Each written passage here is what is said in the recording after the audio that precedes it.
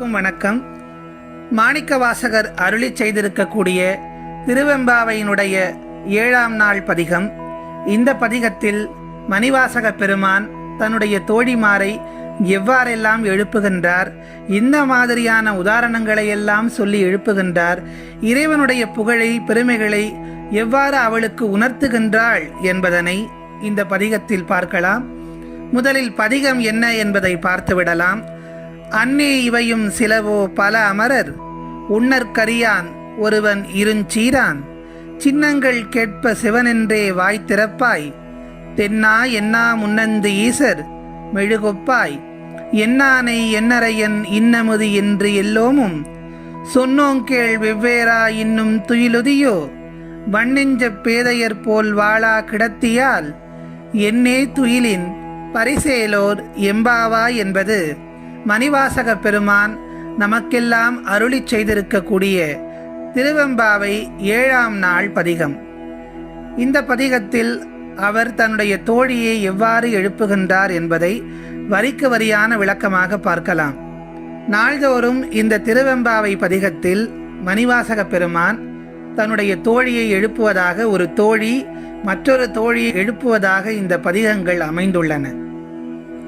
அவ்வாறு எழுப்பும்போது அவளுடைய உயர்வான குணங்களை எல்லாம் சொல்லித்தான் அவர் எழுப்புகின்றார். முத்து போன்ற பற்களை உடைய பெண்ணே, ஒளி வீசும் புன்னகையை கொண்ட பெண்ணே, மான் போன்ற நடையை கொண்ட பெண்ணே என்றெல்லாம் வர்ணித்த அவர் இன்றைக்கு மிகவும் உயர்வாக தன் தோழியரை தாயை போன்ற பெண்ணே என்று அழைக்கின்றார்.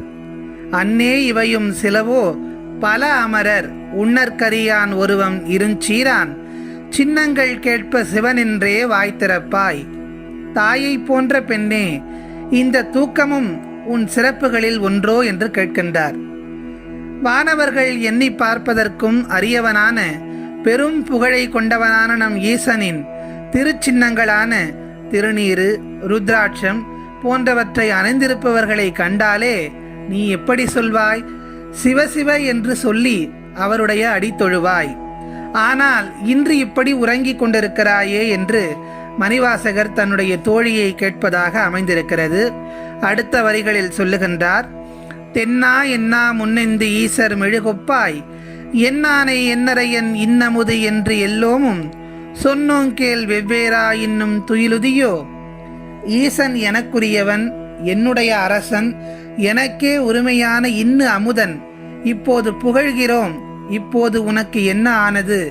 இதையெல்லாம் கேட்டும் இன்னும் உறங்கிக் கொண்டிருக்கிறாயே, எப்போது கண்விழிப்பாய் என்று தன்னுடைய தோழியை எழுப்புகிறாள்.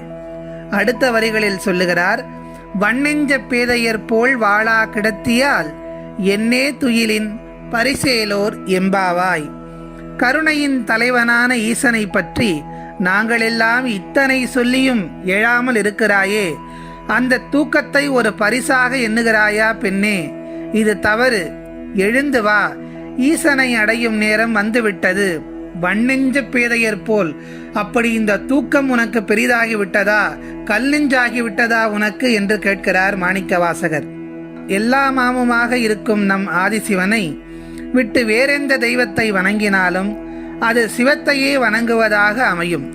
தென்னாட்டில் சிவன் என்றும் மற்ற எல்லா நாட்டிலும் வெவ்வேறு பெயர்களாலும் வணங்கப்படும் எங்கள் இறைவனான ஈசனே, உன்னை எப்போதும் மறவேன் என்று நம் சிந்தை உறுதி எடுத்து கொள்ள வேண்டும்.